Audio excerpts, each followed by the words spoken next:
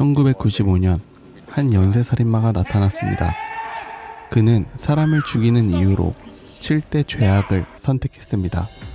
폭식, 탐욕, 나태, 교만, 색욕, 질투, 분노.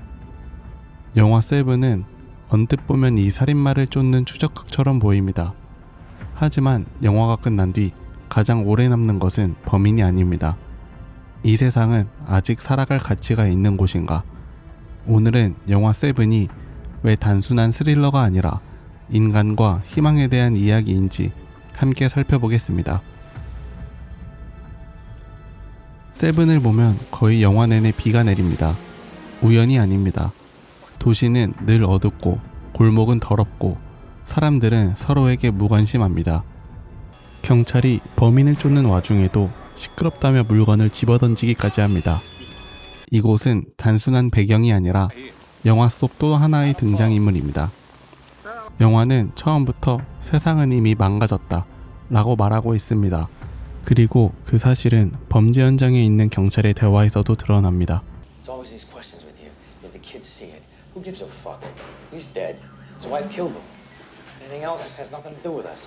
아이가 부모의 시신을 본 충격보다 사건을 빨리 끝내는 것이 더 중요하다고 말하는 사람들. 영화는 범인만이 아니라 그 범죄를 너무 오래 일상처럼 받아들인 사람들 역시 함께 보여줍니다. 그래서 은퇴를 앞둔 형사 서머셋은 말합니다.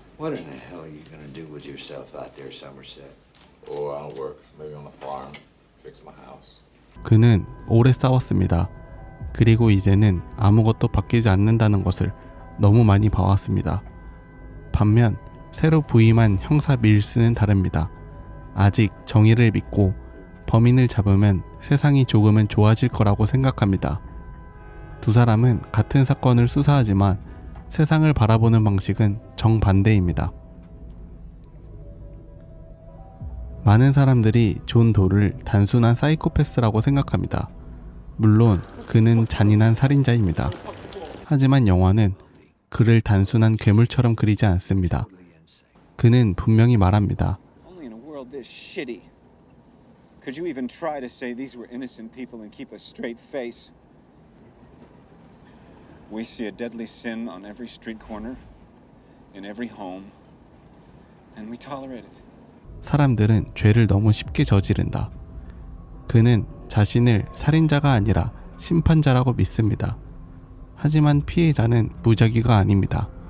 폭식, 탐욕, 나태, 교만, 색욕, 질투, 분노 모두 스스로 만든 죄 속에서 그 죄를 짓고 있지만 더 이상 죄라고 생각하지 않은 사람들입니다. 여기서 중요한 것은 존 도는 사람을 죽이는 것보다 세상에 메시지를 남기는 것이 목적이었다는 점입니다. 그에게 살인은 세상이 얼마나 타락했는지를 증명하기 위한 수단이었습니다. 그래서 그는 자신을 살인자라고 부르지 않습니다. 그는 자신을 편집자라고 생각합니다. 이미 쓰인 죄를, 세상이 못 본 척하는 죄를 그저 밑줄 긋고 독자 앞에 내놓았을 뿐이라는 겁니다. 살인마가 아니라 큐레이터라는 자의식, 이 지점이 존 도를 진짜 무섭게 만드는 이유입니다. 영화 세븐은 7대 죄악 이야기라고 보여집니다.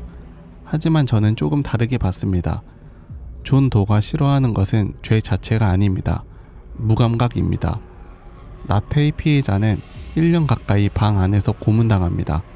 그런데도 아무도 눈치채지 못합니다. 탐욕의 피해자 변호사는 돈만 있으면 죄를 면하게 해주고 사람들은 타인의 고통보다 자신의 하루가 더 중요합니다. 존 도는 이런 세상을 보며 확신합니다. 이미 세상은 다 썩었다. 생각해보면 그 확신이 우리에게도 낯설지는 않습니다. 뉴스를 보다 보면 처음에 충격이었던 사건도 며칠 지나면 잊혀집니다. 반복될수록 우리는 조금씩 익숙해집니다. 영화는 묻습니다. 우리가 악해지는 이유는 잔인해서일까요? 아니면 너무 익숙해졌기 때문일까요? 그런데 영화에는 잠깐 이 모든 절망과 전혀 다른 공간이 등장합니다. 바로 도서관입니다. 영화 내내 비와 범죄, 그리고 시체만 보여주던 영화는 이곳에서 처음으로 조용한 클래식 음악을 들려줍니다. 흘러나오는 곡은 바흐의 Air on the G String, 수백 년이 지난 지금까지도 사랑받는 음악입니다. 감독은 왜 하필 이 음악을 선택했을까요? 바흐의 음악은 흔히 질서와 조화, 그리고 인간이 만들어낸 가장 아름다운 문명 중 하나를 상징합니다. 밖에서는 인간의 탐욕과 폭력이 난무하지만 이 도서관 안에는 인간이 남긴 지혜와 예술이 고스란히 보존되어 있습니다. 그리고 서머셋은 총을 드는 대신 책을 펼칩니다. 그는 알고 있었습니다. 존 도를 이해하려면 그의 범죄가 아니라 그의 사상을 읽어야 한다는 것을. 하지만 이 장면에서 정말 중요한 건 도서관도 책도 아닙니다. 존 도는 인간이 얼마나 타락했는지를 증명하려 합니다. 반면 바흐의 음악은 인간이 얼마나 아름다운 것을 만들어낼 수 있는지도 함께 들려줍니다. 한 사람은 인간의 최악을 작품으로 남겼고 다른 한 사람은 인간의 최고의 아름다움을 음악으로 남겼습니다. 그리고 영화는 두 세계를 나란히 보여줍니다. 어쩌면 세븐은 처음부터 인간은 악한 존재인가를 묻는 영화가 아니었습니다. 우리는 인간의 어떤 모습을 바라볼 것인가? 그 질문을 조용히 바흐의 선율 위에 남겨두고 있었던 것입니다. 폭식, 탐욕, 나태, 교만, 색욕, 질투, 분노. 이 순서를 그냥 나열이라고 생각하기 쉽습니다.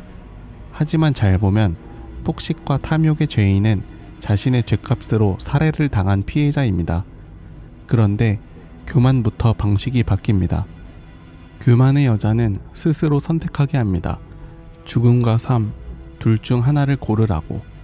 그리고 외모를 인생의 최우선 순위로 여겼던 여자는 결국 스스로 죽음을 선택합니다.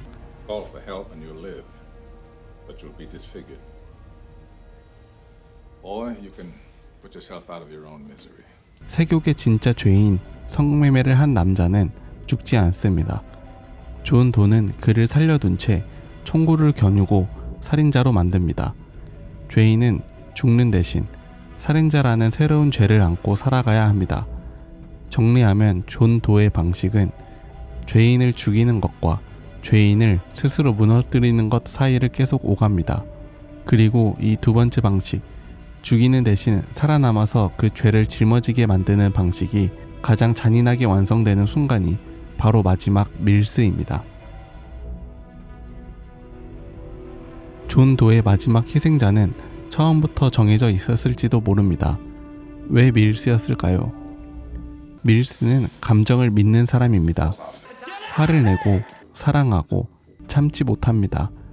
존 도는 그런 감정이 결국 인간을 무너뜨린다고 믿었습니다. 그래서 그는 밀스를 죽이는 대신 밀스가 스스로 무너지게 만듭니다. 사막, 택배 상자, 그리고 밀스.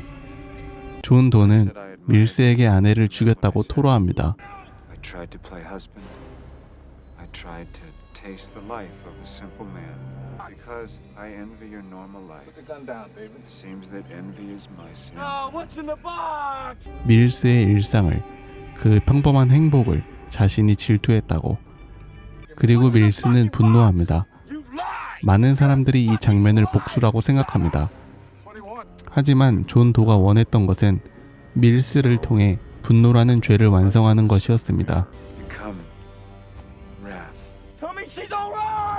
그 분노로 질투의 죄를 지은 자신을 죽이길 원했습니다. 그 순간 존 도는 이깁니다. 자신이 틀리지 않았다는 것을 증명했기 때문입니다. 인간은 결국 분노를 이기지 못한다고. 어쩌면 그 상자 안에는 아내의 머리만 들어있던 것이 아니었을지도 모릅니다. 밀스가 끝까지 믿고 있던 희망도 함께 들어있었습니다. 그 전까지 밀스는 세상이 더러워도 좋은 사람이 이길 수 있다고 믿었습니다. 하지만 총을 쏘는 순간 그 믿음은 무너집니다. 존 도는 죽었지만 그의 사상은 살아남았습니다. 이 장면이 무서운 이유는 악인이 승리해서가 아닙니다. 희망이 무너지는 순간이기 때문입니다. 영화 처음 서머셋은 은퇴만 기다립니다. 이 도시는 더 이상 희망이 없다고 믿기 때문입니다. 하지만 마지막에 그는 말합니다. Ernest Hemingway once wrote, "The world is a fine place and worth fighting for." I agree with the second part. 이 대사는 존 도를 향한 반박입니다. 존 도는 인간은 결국 악하다고 믿었습니다. 서머셋 또한 세상이 망가졌다는 사실을 누구보다 잘 압니다. 그럼에도 포기하지 않겠다고 말합니다. 희망이란 세상이 아름답다고 믿는 것이 아닙니다. 망가진 세상이라는 걸 알면서도 그래도 포기하지 않는 것입니다. 세븐은 연쇄살인마 영화가 아닙니다. 인간을 바라보는 두 개의 시선에 관한 영화입니다. 세상은 이미 끝났다고 믿는 사람, 그래도 끝까지 사람을 믿으려는 사람, 그리고 그 사이에서 흔들리는 우리. 그래서 영화가 끝난 뒤에도 질문은 계속 남습니다. 지금 우리의 세상은 존 도가 보는 세상에 가까울까요? 아니면 서머셋이 끝까지 믿으려 했던 세상에 가까울까요? 결국 존 도는 죽게 되지만 그의 질문은 죽지 않습니다. 세상은 정말 바뀔 수 있을까요? 아니면 우리는 단지 희망이라는 착각 속에서 살아가는 걸까요? 아마 감독은 정답을 말하고 싶지 않았을 수도 있습니다. 대신 우리에게 하나를 선택하게 합니다. 존 도는 인간은 절대 변하지 않는다고 믿었습니다. 반면 서머셋은 그래도 싸울 가치가 있다고 믿었습니다. 그리고 그 선택은 이제 영화 속 인물이 아니라 우리에게 남겨졌습니다. 희망을 믿을 것인가? 아니면 그대로 포기할 것인가? 여기까지가 영화 세븐에 대한 제 개인적인 해석이었습니다. 감사합니다. She begged for her life. Shut up. And for the life of the baby inside of her. He didn't know.